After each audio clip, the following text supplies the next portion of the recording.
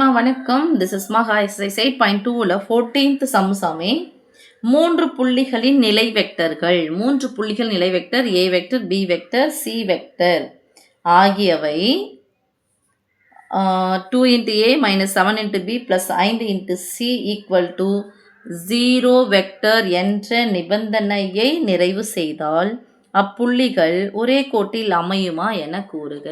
ஒரே கோட்டில் அமையும் அல்லது ஒரு தள வெக்டர்கள் அப்படின்னு சொன்னால் கண்டிஷன் என்னன்னா, ஒரு வெக்டரை 2 வெக்டர்களின் கூடுதலாக எழுதணும். ஒரு வெக்டரை 2 வெக்டர்களின் கூடுதலாக எழுதணும்.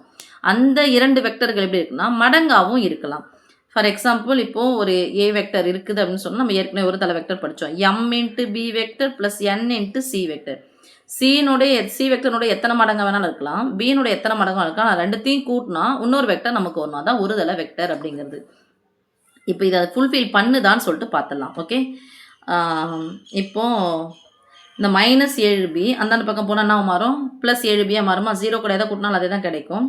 ஸோ சமக்குறிக்கு ஒரு பக்கம் +7b வெக்டர், இந்த பக்கம் என்ன இருக்குது? 2 × A vector + 5 × C vector.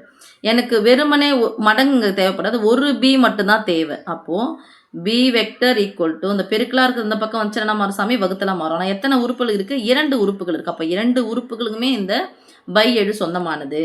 So 2/7 × A vector + 5/7 × C vector that is = B vector. இப்போ இந்த ஃபார்ம் ஃபுல்ஃபில் பண்ணதா பாருங்கள். ஒரு வெக்டர் ஆனது 2 வெக்டர்களின் C வெக்டருடைய இன்னொரு வெக்டர் ஏவும் C தான். இதனுடைய இத்தனை மடங்கும் இதனுடைய இத்தனை மடங்கு கூட்டுனா இன்னொரு வெக்டர் கிடைக்குது. அப்போ எதை ஃபுல்ஃபில் பண்ணிடுச்சு சாமி? ஃபுல்ஃபில் பண்ணிடுச்சு.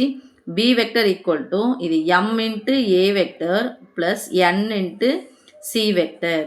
இது மாதிரி அமைந்தா இது ஒரு தள வெக்டர். கண்டிஷன் ஃபுல்ஃபில், நிபந்தனை நிறைவு செய்யப்பட்டது. ஓகே சாமி.